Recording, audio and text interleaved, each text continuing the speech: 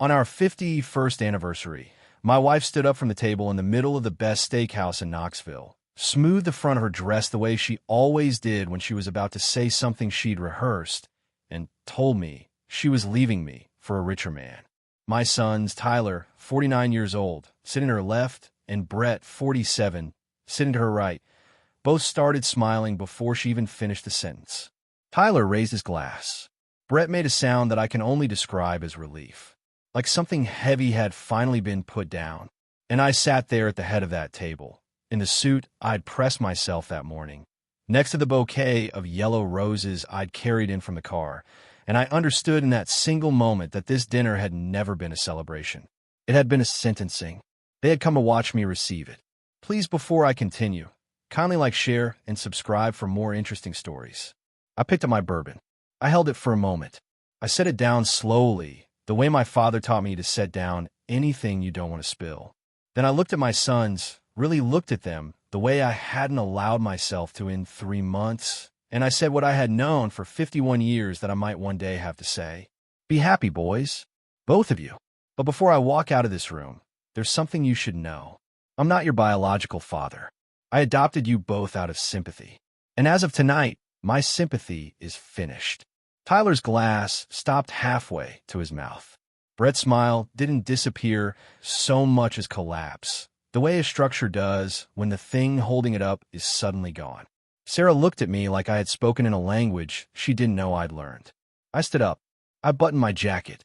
I left $400 on the table for the bill, and I walked out into the cool November air. I did not look back. Not because I wasn't tempted, but because I'd spent 51 years looking back at people who were always already walking away, and I had finally, at 73 years old, decided that was somebody else's job now. I want to tell you how we got there. Not the sanitized version that gets told at funerals and anniversary parties. The one where everything makes sense and everyone meant well. The real version. The one that starts in 1971, outside a church in Louisville, Kentucky, with a woman in a black dress sitting on a curb holding an eviction notice, and a man standing over her who had absolutely no business making the decision he was about to make. I had come home from Vietnam 4 months earlier. I came home with a Purple Heart I didn't want, a knee that would ache for the rest of my life, and the knowledge, the clean, permanent, unignorable knowledge, that I was alive because my best friend Robert Callahan was not. Robert and I had grown up 3 houses apart in the same neighborhood in Louisville. We'd enlisted the same week, shipped out the same month, and served in the same unit for 2 years. On a Tuesday afternoon in November 1970, Robert threw himself between me and incoming fire that I hadn't heard coming. He was dead before I could get to him. The medics told me later that he likely never felt it. I have never fully decided whether to believe them. Robert left behind a wife. Her name was Sarah. They had been married for 14 months. She was 22 years old, 7 months pregnant, and living in a rental apartment on the east side of Louisville on a budget that assumed Robert's military income would continue. It did not continue. The Army sends a letter. They send a flag.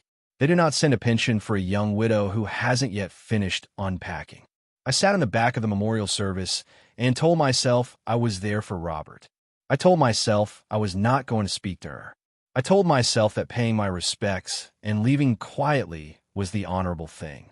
Then I walked outside, and she was sitting on the curb, still in her black dress, one hand resting on her stomach, the other holding a piece of paper I could identify from 6 feet away, because I'd received one myself at 20 years old when my father lost his job. An eviction notice looks the same everywhere. There is nothing subtle about it. I sat down beside her.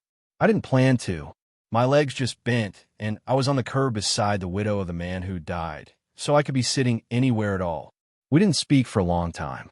Louisville in March is cold and gray, and the sky that afternoon was the color of old concrete. I remember a bird making noise somewhere. I remember the sound of traffic 2 blocks over. And then I said the only honest thing I could think of. Robert would have done it for me. She looked at me for a long time before she answered. Then she said, I know. He talked about you like you were his brother. We married 8 months later. She was 3 weeks postpartum with Tyler. I had held that baby in the delivery room. I had been the one to hold him first because Sarah was exhausted and the nurses needed someone. And I had looked down at this red-faced, furious, 7-pound person, and I had made a decision with the same quiet certainty with which I made every decision in my life. I was going to be this child's father, not because the law required it, not because it was convenient, because Robert Callahan had given me the rest of my life, and the least I could do with it was make sure his son had someone standing in the room.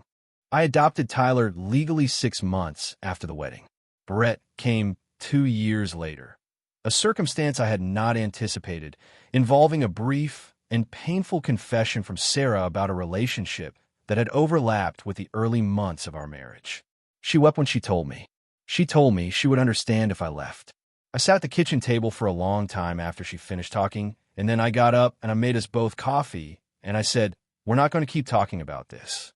We're going to raise this child."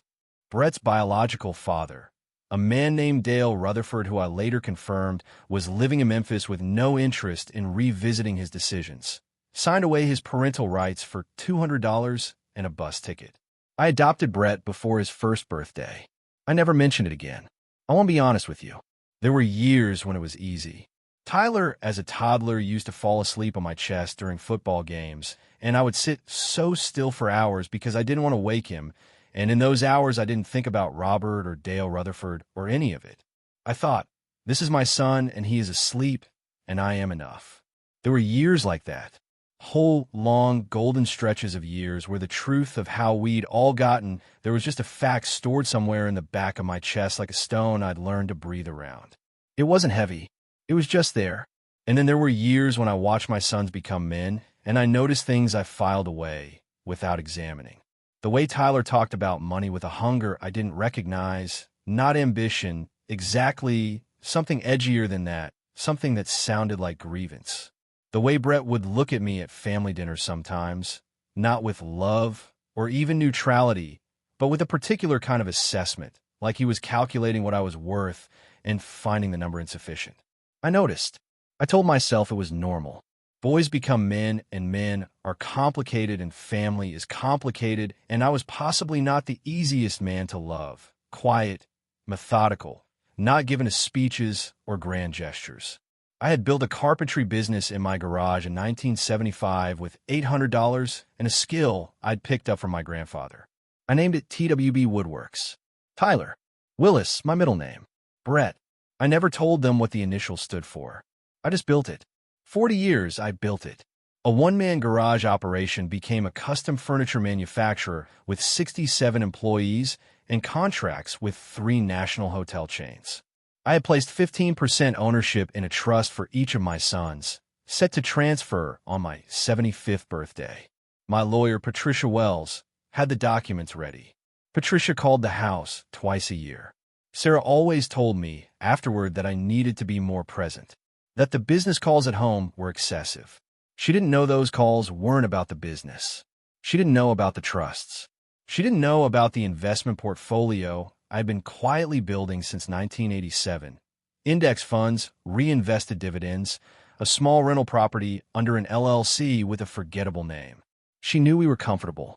She did not know that the accountant who drove a used Ford and packed his own lunch had accumulated, through patience and consistency and complete indifference to appearing wealthy, just over $3 million. I had planned to tell her on our 51st anniversary. I had booked Tuscany for December. I had a letter written. I had updated my will to include her fully and both boys generously. And I had imagined, I'm not ashamed to admit this, I had imagined the look on her face when she understood that the quiet man she had underestimated for 51 years had been, in fact, building something enormous the entire time.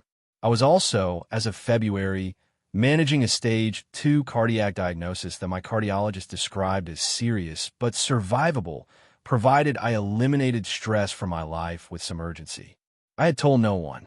I had gone home from that appointment, and I had sat in my truck in the driveway for 45 minutes, and then I had gone inside and made dinner, and I had begun, for the first time in my marriage, to pay very close attention. What I observed over the next 3 months assembled itself like a photograph developing in a darkroom. Slowly at first, shapes without meaning, and then all at once, complete and undeniable. The phone call Sarah made from the back porch, voice lowered, that stopped when I stepped outside. The way Tyler and Brett exchanged a look at Sunday dinner in March when I mentioned the anniversary reservation. Brett's barely concealed impatience whenever I spoke about the future, as though the future I was describing was one he'd already checked out of. The name Gerald Harmon, which I heard Sarah say once on the phone in a tone of voice I had not heard her use in 20 years.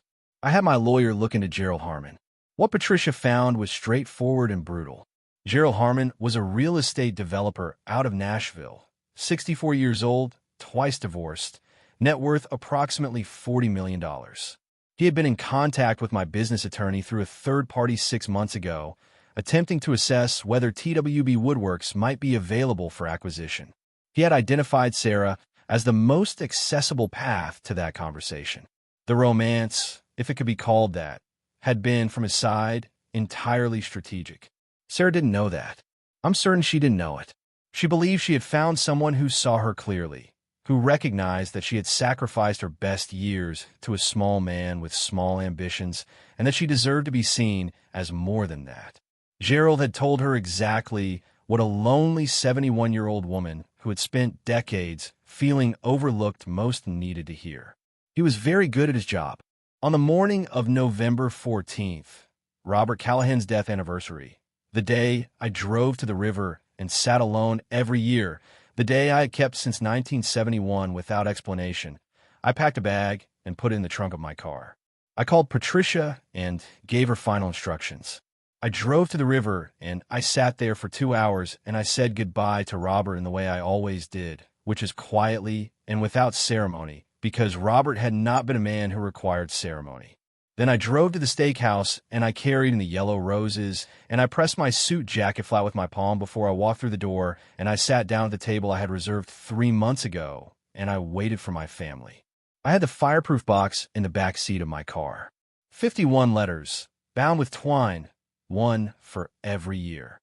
Starting in 1974, every New Year's Day, I had sat at the kitchen table before the house was awake, and I had written to my sons.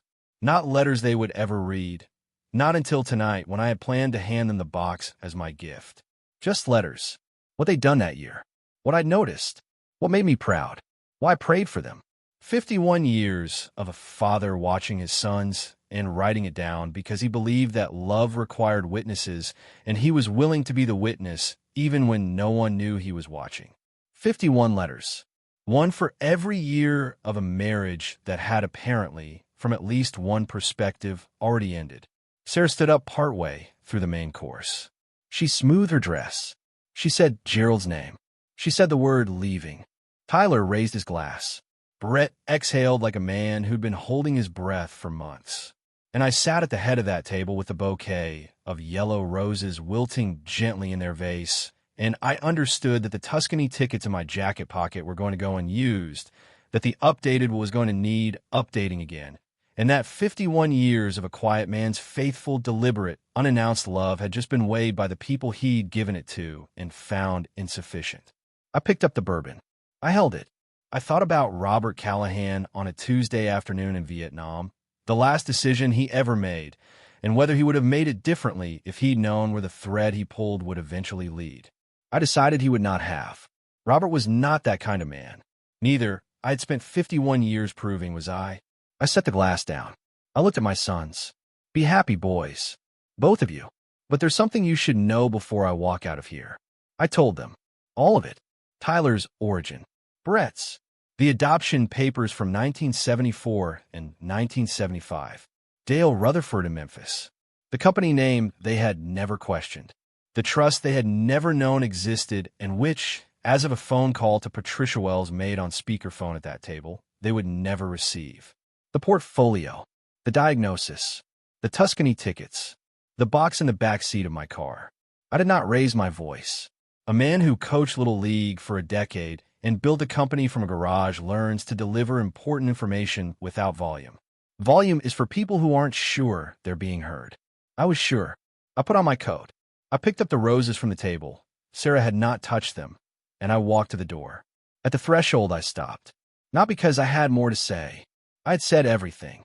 I stopped because there's a difference between the last time you do something and knowing it is the last time, and I'd spent too many years not knowing to waste this one.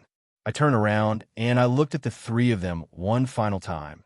Sarah in her dress, Tyler with his glass still raised, Brett with his face doing something complicated that I chose not to interpret, and I held the image for exactly as long as I needed to. Then I walked out. The November air was cold and clean, and the parking lot was quiet except for the sound of my own footsteps. I opened the trunk of my car, and I put the roses inside, next to the bag I had packed that morning.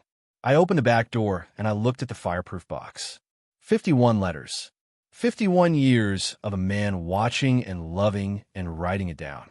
I picked the box up. I held it for a long time in the parking lot, in the dark and the cold, thinking about Robert on the curb and Tyler asleep on my chest, and the name carved into the side of my first workbench, TWB, before I had employees or hotel contracts or $3 million. Just a man in a garage with $800 and two boys who needed a father, and the absolute unshakable conviction that some decisions you make not because they're easy or profitable or guaranteed, but because the alternative is the kind of man you refuse to become. I put the box on the passenger seat. I got in the car. I sat for a moment with my hands on the steering wheel, and I thought, 51 years is a long time to carry something. Then I thought, it is also a long time to have been, without question, without asterisk, without condition, someone's father. I started the engine. I drove toward the highway, toward the hotel, where I had reserved a room under my own name, toward the morning and whatever came after it. The box sat on the seat beside me the whole way, and I did not open it, but I knew what was in it. All 51 of those quiet, unsent, faithful letters, and I decided, somewhere on the dark road outside Knoxville, that I would keep them. Not as evidence, not as grief, as record, because a good man's life deserves a record. And I had, whatever else was true, been a good man.